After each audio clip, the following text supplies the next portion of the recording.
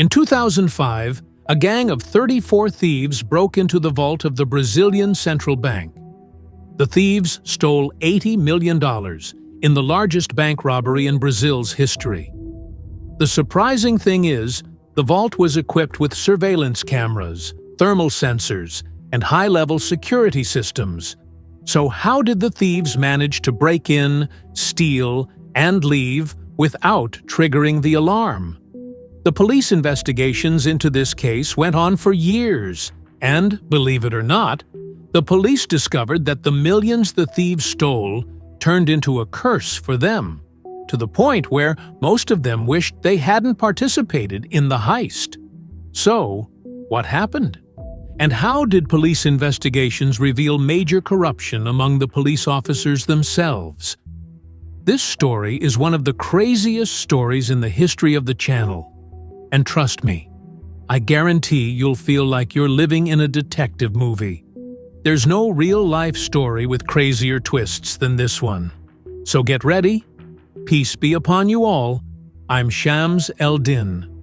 Before we begin, I ask you to hit the like button so you can be one of the first 10 people to win $300 with me when I hit 100,000 subscribers in the future. And if you're skeptical, just watch.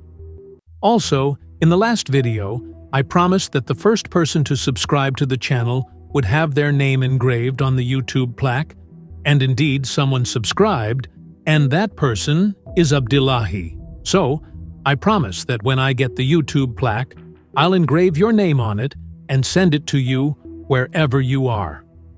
Now, without further ado, let's get started. The story began on the morning of Monday, August 8th, 2005. The Brazilian Federal Police received a report that the central bank in Fortaleza had been robbed. The police were shocked by the news, as the central bank was heavily fortified and had never been targeted before.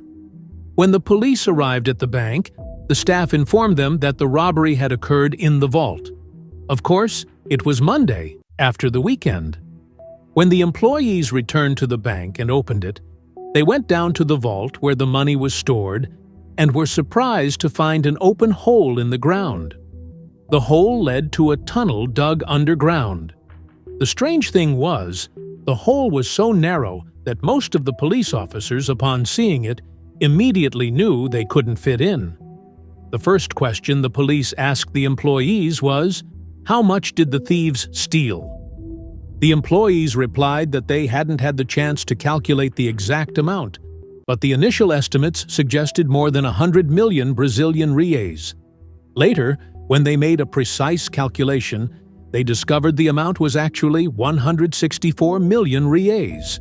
When converted to dollars, it was about $80 million, which is, of course, a crazy figure. This doesn't account for inflation or currency differences at the time. The weight of the money was estimated at 3.5 tons, equivalent to the weight of 3 regular cars. Imagine, money weighing as much as 3 cars. That's huge. On top of that, the thieves were smart enough not to take the newly printed bills because their serial numbers were in sequence, making them easy to track.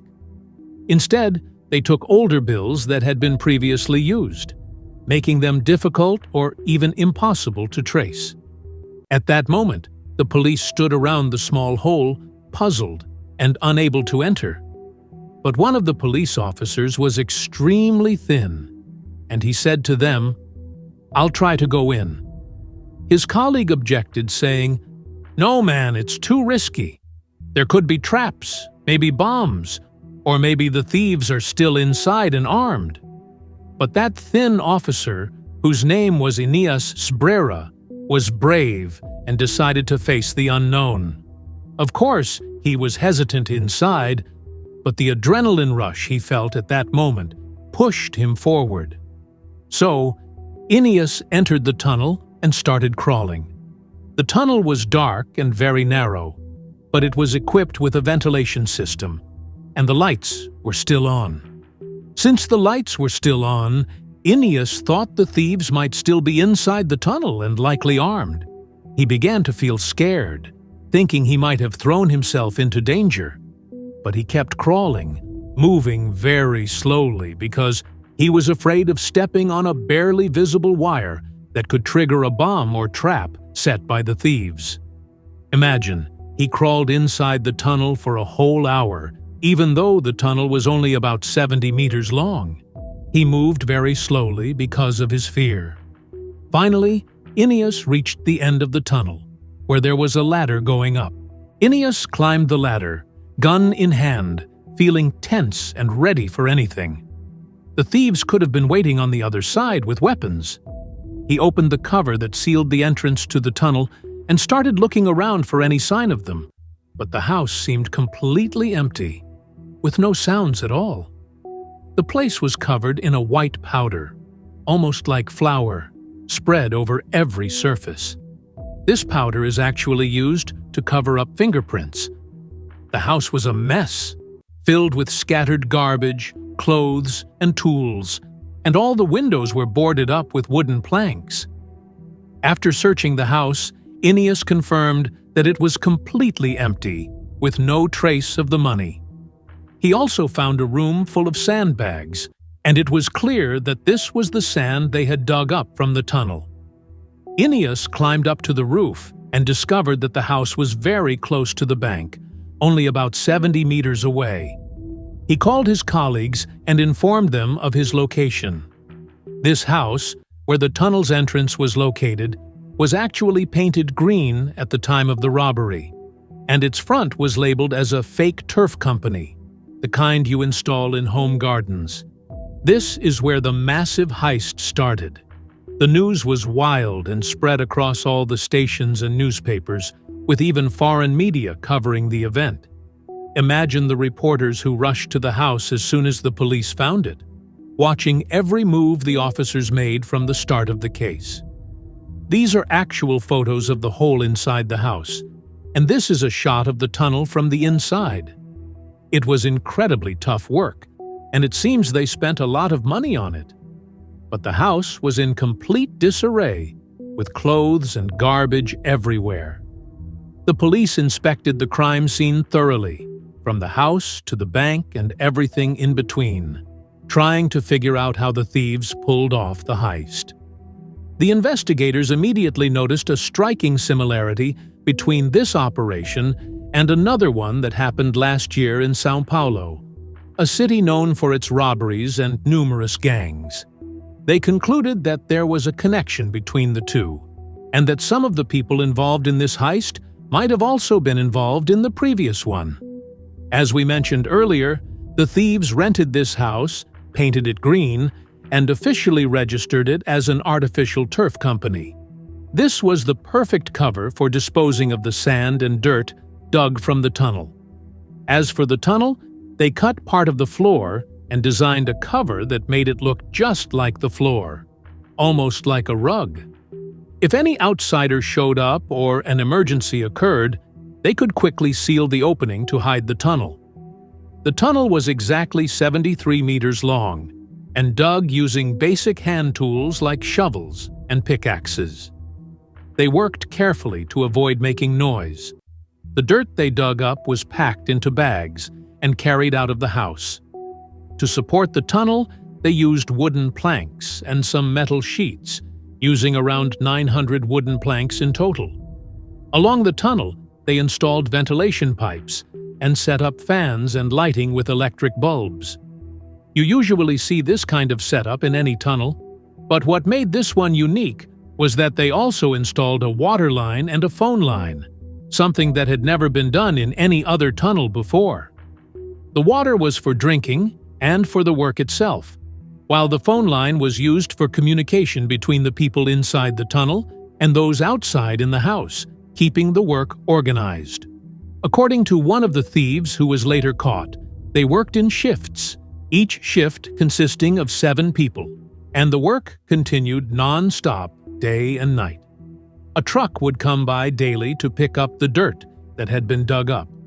But when they started hauling out large amounts of dirt, the neighborhood residents noticed. Since the neighborhood was small, seeing a truck show up daily to carry away big loads of dirt-filled bags raised suspicion among the locals. So, The thieves realized that this method could become a problem, and they decided to start storing the dirt bags inside the house itself. They would fill up rooms with the bags, then seal them with bricks to avoid drawing attention if anyone happened to enter the house for any reason. In this way, they filled several rooms in the house with dirt bags, and then they began dumping dirt in the backyard. They tried to level the dirt to make the ground appear even. It's said that the backyard's ground level rose by about a meter from all the dirt they poured into it. The tunnel underground was almost entirely straight, except for one slight curve they dug to avoid a sewer pipe that was in the way.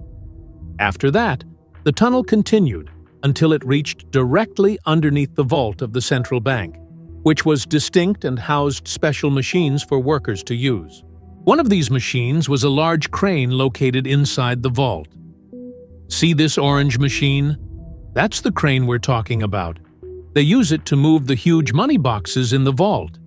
And these gray columns are the supports the crane rests on.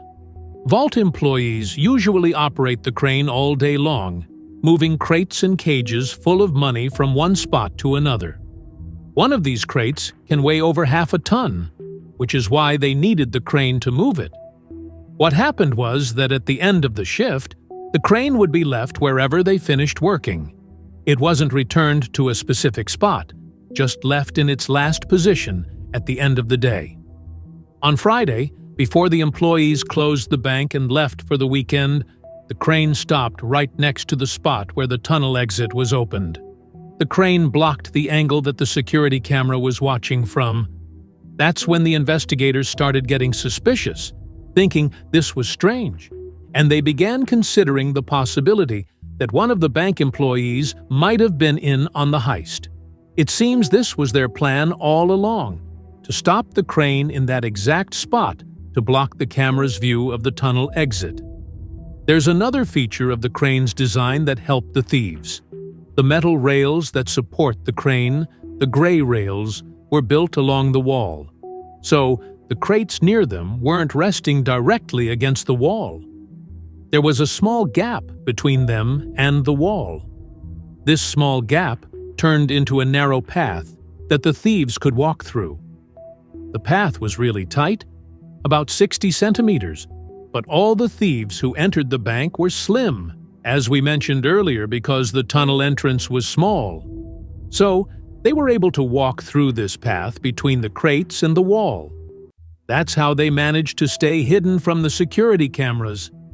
The guards didn't see them because the security cameras in the vault were few. Only 6 cameras covered the entire vault. They were supposed to cover all the angles, but there were some blind spots, especially between the crates and the wall, which was one of the security weaknesses the thieves knew how to exploit. On top of that, the thieves placed a cart and leaned a wooden board against it to make sure the tunnel entrance was completely hidden from the camera. But the cameras weren't the only security system. There was an additional security measure: heat sensors inside the vault. These sensors would trigger an alarm if they detected any movement in the vault. How did the thieves trick the sensors? First off, the way the sensors were installed in the vault was wrong. The optimal placement would have been on the side walls, but for some reason, the sensors in the central bank vault were mounted on the ceiling, and the ceiling was kind of high, which reduced their coverage. There were a lot of blind spots in the vault for the sensors, and the thieves knew about this, meaning they got inside info that only the guards or employees working at the bank were supposed to know. Investigators came up with a theory about what happened on the night of the robbery. The theory says that the thieves entered the vault for the first time on Friday between 6 and 7 p.m., which was the last hour of the shift. At that time, the employees had already locked up the vault and were preparing to leave work. But the sensor system was programmed to activate only after business hours, meaning after 7 p.m.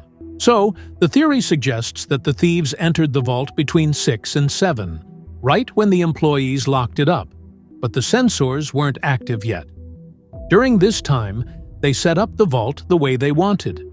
First, they blocked the hole from the cameras, And second, they made sure of the paths and routes they would move through inside the blind spots for both the cameras and heat sensors, those areas between the money crates and the vault walls. These specific details about the vault made investigators confident that there was an employee or guard working with them, but they couldn't clearly identify a suspect. On the night of the heist, after the thieves got into the vault, they started loading money into bags. Like we said, the break-in happened on Friday night, which gave them the whole weekend to stay in the vault and steal without anyone noticing. They kept smuggling the bags through the tunnel using plastic carts and pulling them with ropes. Each bag had 500,000 reals, and since they stole 164 million reals, that means they needed a lot of bags. One of the thieves was really excited and told his buddies, "Let's break the world record." At that time, the biggest heist had happened in Belgium in 2003, when $100 million worth of diamonds were stolen. So, this guy said, "Let's break the record. We've got so much money. All we have to do is take it." But another thief replied, "Nah, man, let's not get greedy. We've already got a huge amount. I'm worried we won't even be able to carry all of it if we keep going." The rest of the crew agreed with him. They had already surpassed their original goal. Their initial target was just 8 million reals, but they stole more than double that amount, 164 million reals. If they wanted to make it the biggest heist in history, they would have had to steal over 200 million reals, and the weight of the money would have been insane. Like we said, the weight was around 3.5 tons, so moving and transporting that much would be a complicated and extremely difficult task. The police started their investigation as soon as the heist was discovered. The first thing they did was look into the house and the company the gang set up, the artificial grass company, and they found out the business license they were given was under the name of a guy called Paulo Sergio. The strange thing was that the ID photo submitted was of a man wearing a wool hat.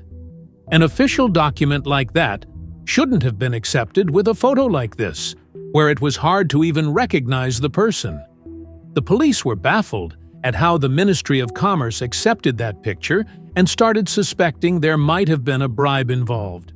When investigators asked the neighbors about this guy, Paulo, who was officially the company's owner, the neighbors said he was a friendly guy, hung out at the local cafes, chatted with people, and got along great with everyone in the neighborhood. It seemed like this good relationship helped the gang avoid suspicion.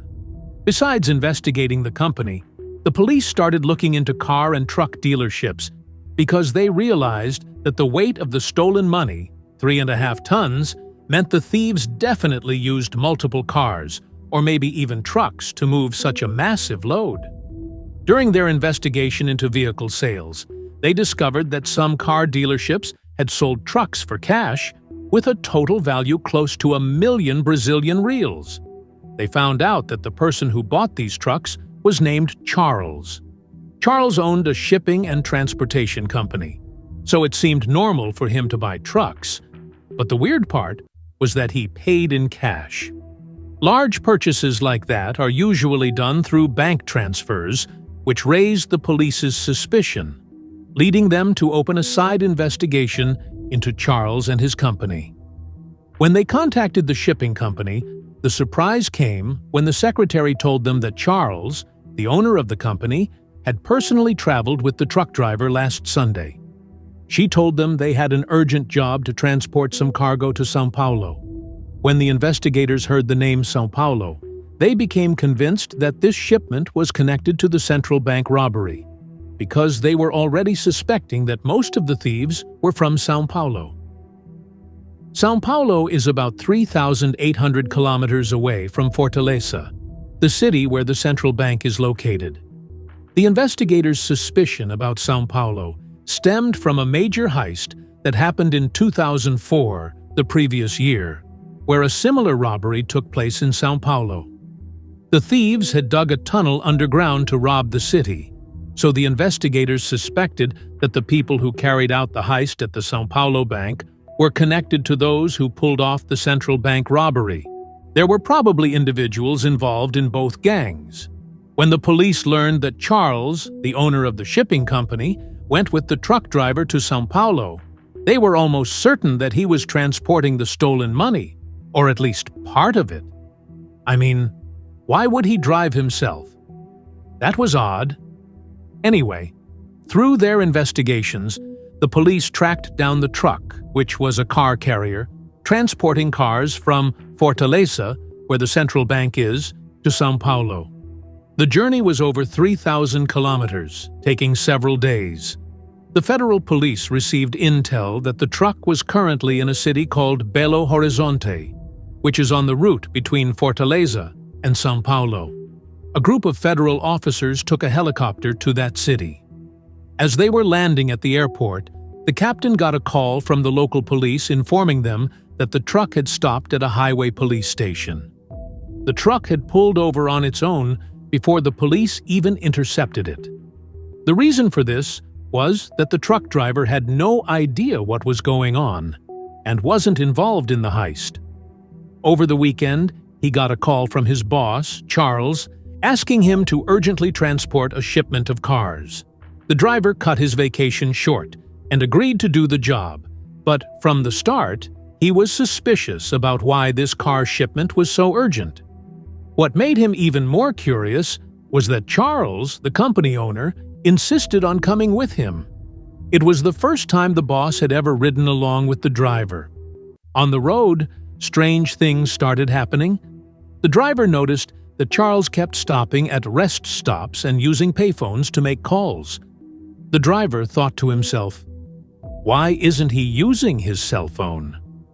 Why the payphones? At one stop, when Charles went to make another call, the driver decided to take a closer look at the cars they were transporting. The cars were locked, but through the windows, he could see some cash lying on the floor of one of the vehicles. At that moment, the driver began to suspect that this was connected to the central bank heist, as the news was constantly talking about it. The driver decided to stop at the first police station he found and report it. The police had already been alerted about the truck and had an APB out, so they greeted the driver and Charles at gunpoint, arresting both of them. They recovered the money inside the cars, which turned out to be around 6 million reals. While that wasn't a huge amount compared to the 164 million reals stolen, 6 million is still a pretty significant haul. When they started interrogating Charles, they discovered that his brother Marco was suspected of being a drug trafficking kingpin in São Paulo.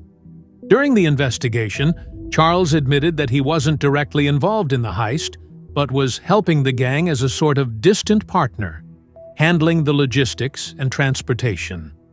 He wasn't one of the guys in the house digging the tunnel or robbing the bank, but he was a cooperative partner. He claimed he didn't know the identities of most of the gang members and that everyone took their share and went their separate ways. Charles was responsible for transporting his brother's share, which was the 6 million reals the police found in the cars. Charles cooperated with the police and told them everything he knew. He said the number of thieves involved was about 34 people, meaning it was a huge operation. He added that he didn't know the identities of most of the gang members except for his brother, and that he saw some of their faces, but couldn't recognize them. His brother was the one who coordinated everything between him and the rest of the gang. The investigators showed Charles pictures of several criminals they suspected, and Charles was able to identify some of them. He said, "These are the gang members." Through Charles, the police tracked down 10 people. Among those 10, they arrested Charles and his brother Marco, as well as Paulo, the guy with the wool hat, who used the fake name for the property. They also arrested Ali Mao, a notorious criminal from Fortaleza with a history of big heists.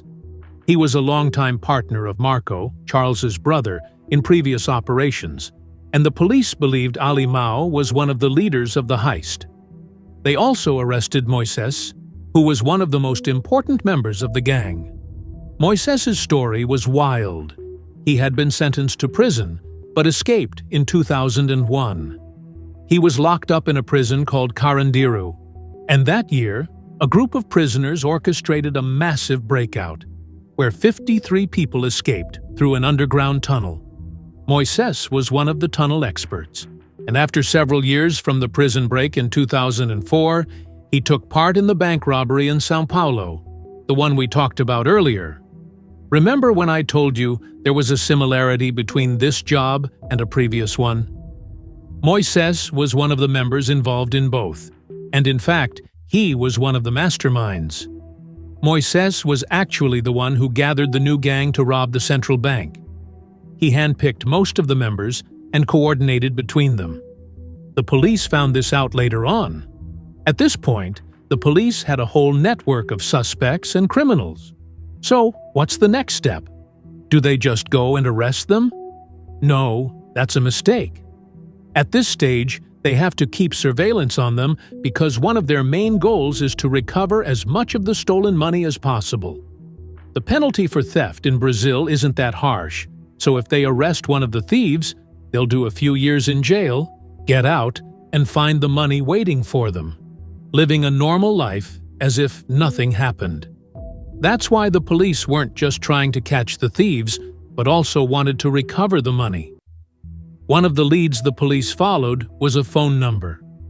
When the police searched the house the thieves had been using, they found the place was a complete mess. But after digging through the trash for a while, one officer found a phone recharge card.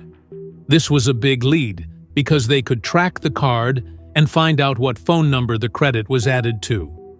The police contacted the phone company, got the number, and started listening in on the calls. I'm going to play a recording of one of the calls the police intercepted.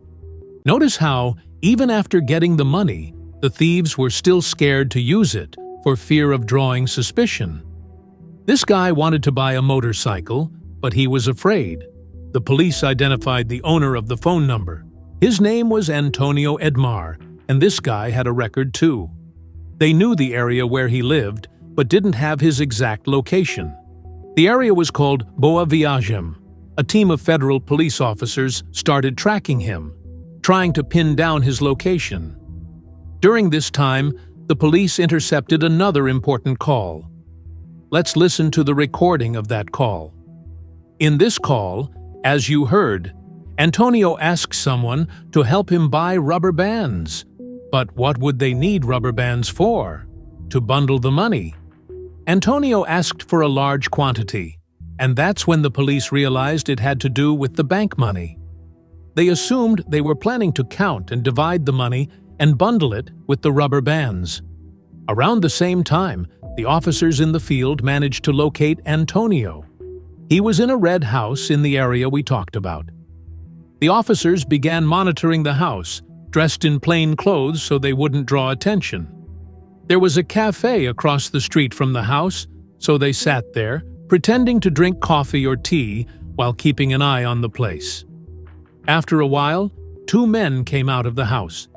The undercover officers noticed that one of the men was watching them with suspicion. They felt they had been made, so they decided to move in. They pulled out their guns and ordered the 2 men to lie on the ground. Then the police surrounded the house and moved in to arrest whoever was inside. As the police had expected, they found a large amount of the bank's money inside the house. Some of the money was stacked against the walls, and the rest was stuffed into bags and suitcases. There was also a hole in the middle of the house filled with bags of cash.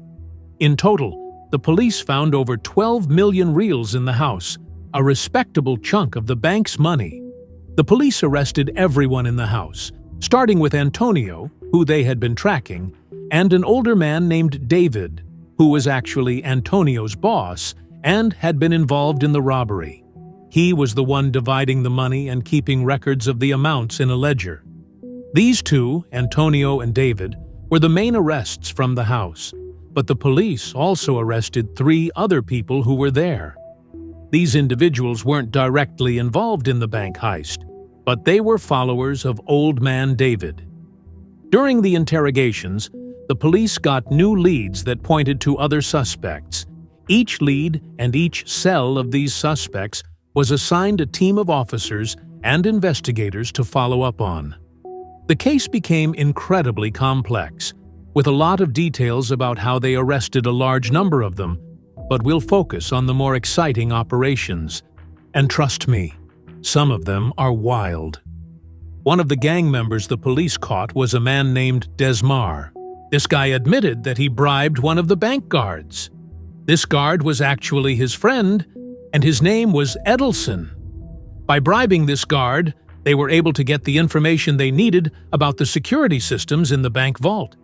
He gave them everything they wanted, and that's how they managed to bypass all the security systems in the vault.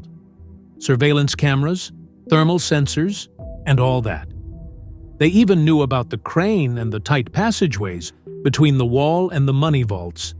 All the details we talked about at the start of the story. All this information came from this guard, meaning the investigators' suspicions at the beginning were spot on. The thieves had inside help. Now let's move on to the second important suspect. While the police were following one of their leads, they found out about this guy named Raimundo Laurindo. How did they find out about him? It's a long story, but the short version is they tracked his calls with his girlfriend. Even though he was careful and never used his own phone, always calling from public payphones, by listening to his girlfriend's calls, they were able to figure out his location and track him. The important thing is that they were sure Raimundo was part of the gang and kept following him for a while. This happened 10 months after the bank robbery. One day, Raimundo traveled to another city called Porto Alegre, a coastal city. There, the police continued to monitor him from the moment he arrived at the airport.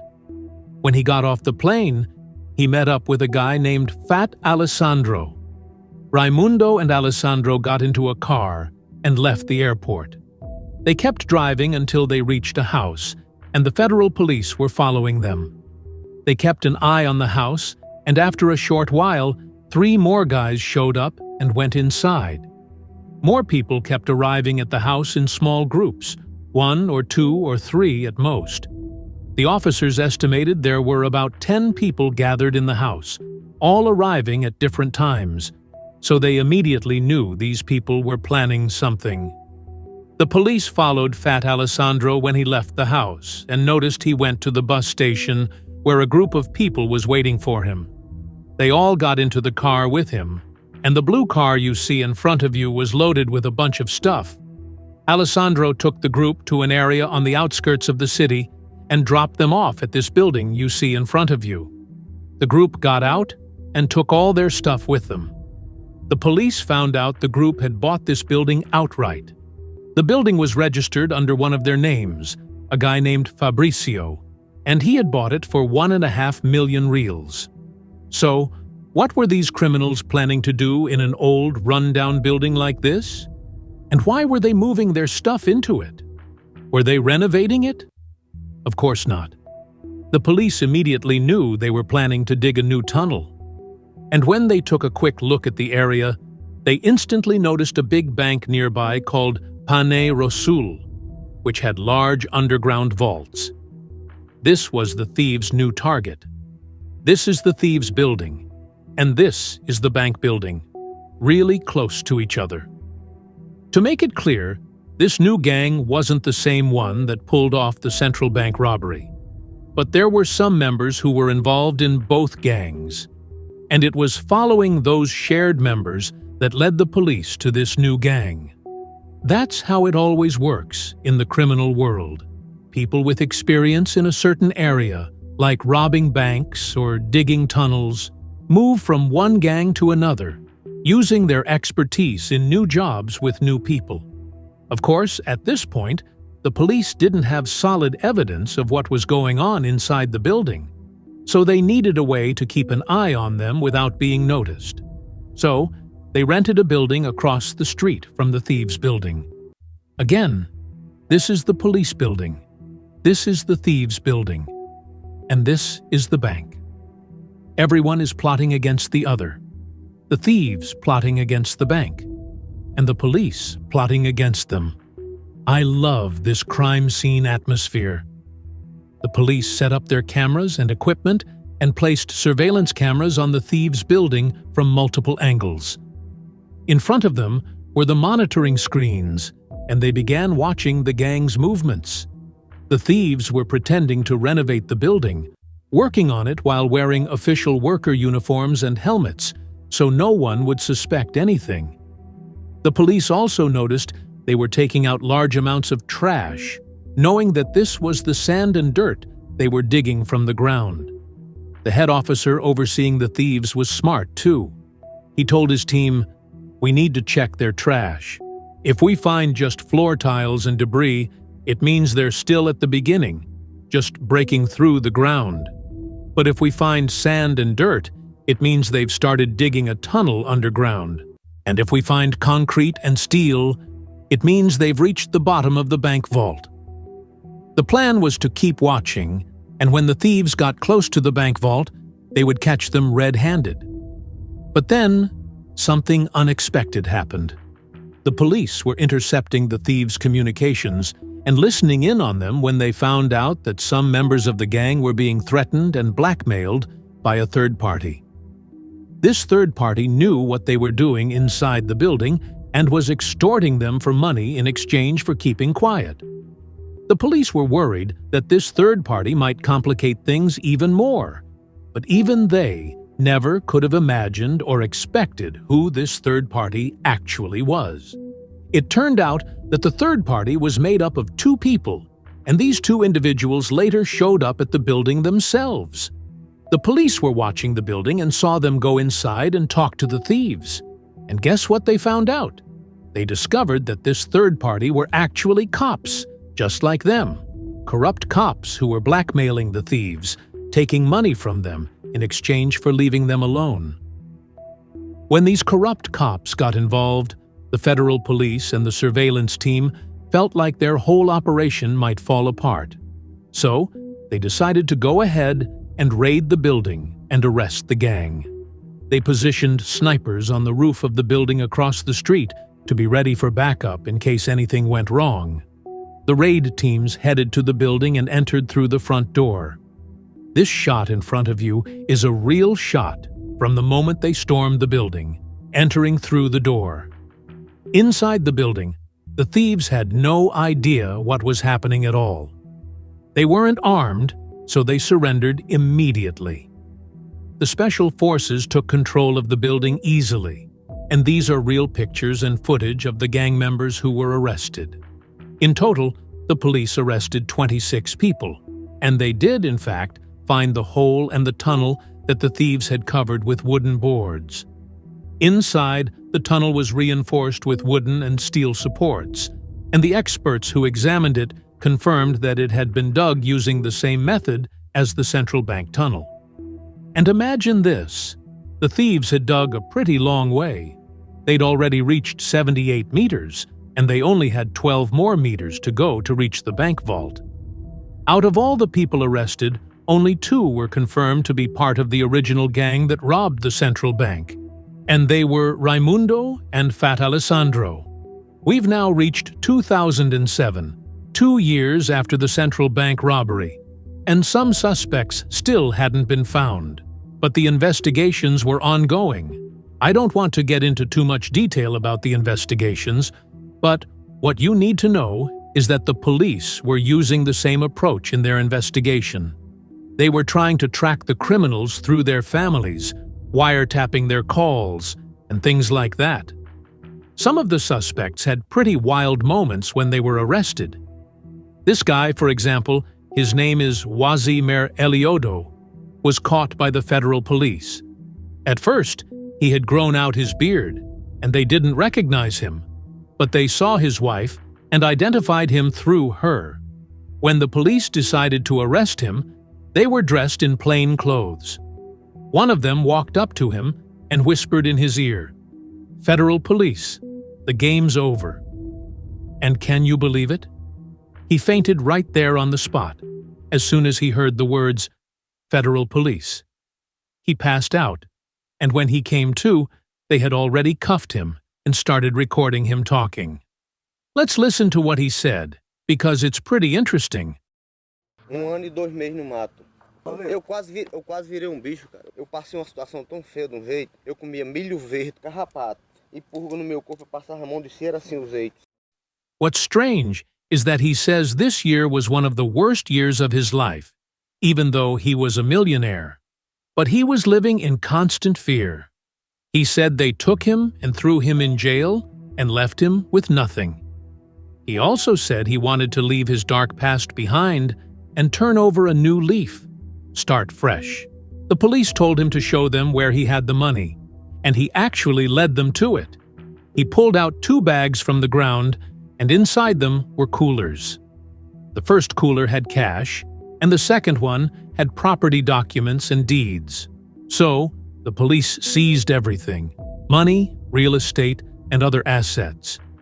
One of the cops said, "If there's one person we're sure we're gonna leave broke, just like before the heist, it's this guy. We didn't leave him with a single thing." Honestly, man, even though he was a thief, I kinda felt bad for him. That was one of the more interesting cases. One of the other suspects arrested in the same year, 2007, was Almo, who they believed was one of the operation's leaders and possibly the mastermind behind the whole thing. When they found him, he had grown out his beard and hair, trying to change his appearance as much as possible. He even created fake IDs for himself, taking on different identities, sometimes posing as a vendor, sometimes as a farmer. When the police were tracking him, they weren't even sure what he looked like because he kept changing, long hair and a beard. But they recognized him because of a tattoo on his right arm, and that tattoo was the key to his identity. In the end, they arrested him and confirmed the charges against him, and the police seized everything they found on him: money, properties, and real estate. Moving on to the next suspect. Now we're in early 2008. You remember this guy, right? The one who was wearing a beanie and had the house registered in his name? This guy's name in the Ministry of Commerce documents was Paulo Sarkoyuvum, but of course, that name was fake. The police later found out his real name was Paulo Horizont. The police tracked him down and arrested him at a car rental company. He was inside the building, so they came down and told him, "We're the police. You're under arrest." But his reaction was strange. He didn't believe them. They were in plain clothes, but they showed him their badges. Still, he didn't believe them and started yelling, "They're kidnapping me! They're kidnapping me!" So they told him, "Buddy, we're the federal police. What's wrong with you?" "We're not kidnapping you. We're arresting you." But he kept resisting, which made it tough to get him to the car. Eventually, he gave in and started realizing that, yeah, these guys really were the police. When they took him to the station and started questioning him, they found out why he reacted that way. But before that, they asked him, "How did you make a fake ID wearing a beanie?" His response was simple: "I forged it." He told them, "It cost me a small fortune, but I managed to forge it in the end." Then he explained why he reacted the way he did when they arrested him. He told them, "I've been kidnapped twice before because of the central bank robbery, and the kidnappers always pretended to be police officers. I had to pay them hefty amounts to get released. In one of the incidents, I even got shot." The bank robbers were being hunted by multiple gangs and criminals. Everyone wanted a piece of their money. Soon, we'll see this happen again with other members of the gang. Remember Merliudo, the guy the police arrested while he was hiding? He had been living in fear for the past 2 years. He told us he spent a year and a half hiding out in the woods. The fear he felt wasn't just from the police hunting him down, but also from other criminals and gangs targeting him. So, he had to keep a low profile. Anyway, let's move on to another suspect. You know this guy. We mentioned him before. It's Moises. We said he escaped from prison with 53 other inmates and was an expert at digging tunnels. He was involved in a bank robbery in São Paulo before the central bank heist. Most of the suspects arrested by the police so far identified Moises as the one who recruited them, meaning he brought most of the gang together. He was one of the main leaders of the operation, so the police were paying special attention to him. But Moises was smart and knew how to stay hidden, evading the police for a long time. They couldn't catch him until 2009, 4 years after the central bank robbery. They finally tracked him down through his wife. They were monitoring her and listening in on her calls and found out that on some weekends, she'd take her son to see his father, who was Moises. They traced him to an apartment building in São Paulo. This is the building you see in front of you. The police recognized her car and then decided to carry out the arrest. The first thing they made sure of was that her car was parked in the underground garage beneath the building. To avoid raising any alarms or tipping Moises off, giving him a chance to escape, they staged an accident. They had the building's doorman call Moises and tell him that one of the residents had hit his car while leaving the garage and asked him to come down to sort it out. And sure enough, Moises came down, and the police were watching him through the surveillance cameras. Look here, he's walking out of his apartment, heading down the hallway, then getting into the elevator, completely unaware of what's going on.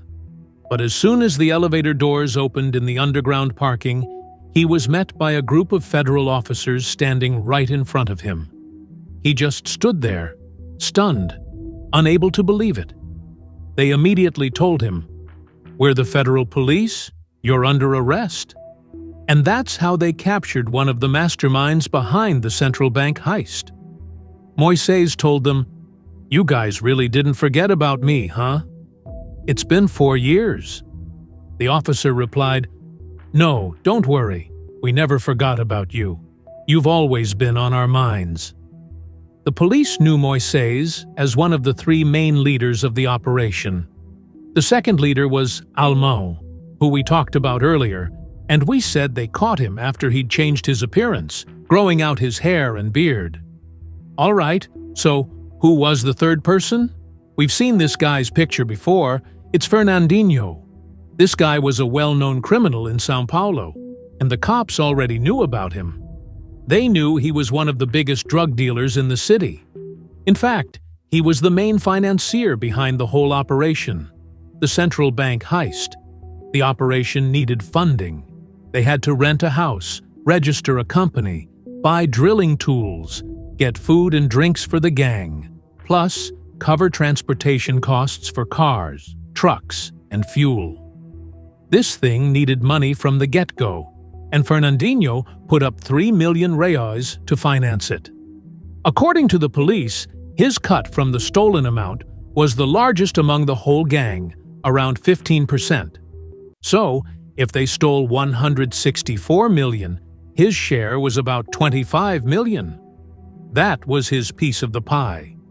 In the world of gangs, when someone suddenly gets a large sum of money, they become a target. So imagine, Fernandinho got kidnapped, and the people who took him were dressed as cops. At first, it wasn't clear if they were in disguise or if they were just dirty cops. But the point is, after the kidnapping, the kidnappers demanded millions of reais as ransom from Fernandinho's family. The family paid the ransom, but the kidnappers didn't give him back.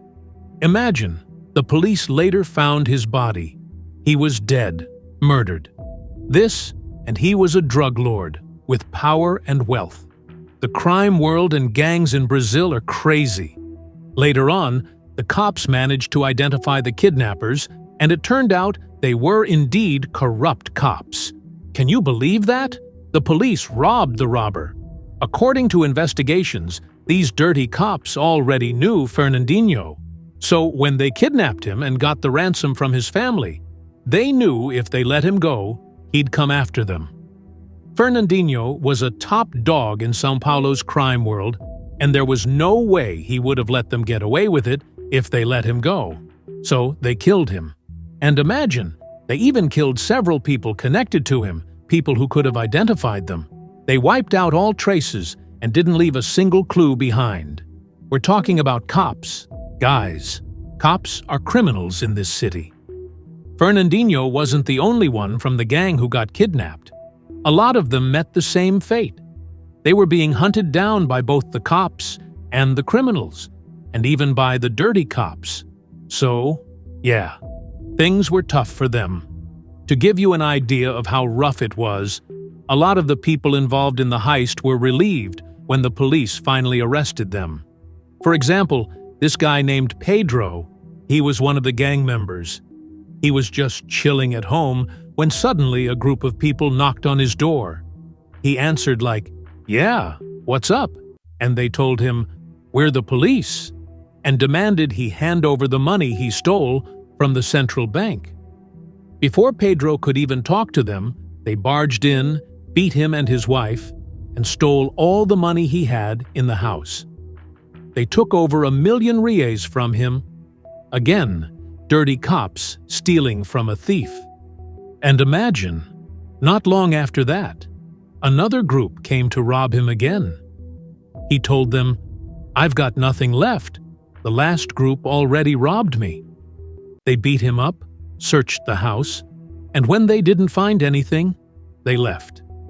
At this point, Pedro went and turned himself in to the cops. He said, "I can't live like this. It's better to be in jail where everyone knows I've got nothing left, instead of living like this, constantly stressed, with a new group showing up every time to mess with me." So the guy turned himself in. It's a wild situation, and there's another crazy case. This other guy, Anselmo, was one of the people involved in the central bank job. They found him and 2 of his friends tied up in a house, with marks around their necks from being strangled. And again, the killers were dirty cops. The number of dirty cops caught in this case is insane. There were more corrupt cops than criminals involved. Of course, the dirty cops had the list of people involved in the heist, so they targeted them. And imagine this. At one point, when the federal police were tapping the phone of one of the suspects, they overheard a conversation about kidnapping and ransom. And guess what? They realized it was the dirty cops again. When they traced the phone number, they found out the corrupt cops worked in the same federal police department. Imagine that. The federal police were wiretapping their own colleagues in the same department. Anyway, the federal police arrested those dirty cops. I honestly don't know if this has ever happened before, where cops get arrested inside a police station, but it's crazy. I swear, if it were in a movie, I wouldn't believe it. So how is it happening in real life?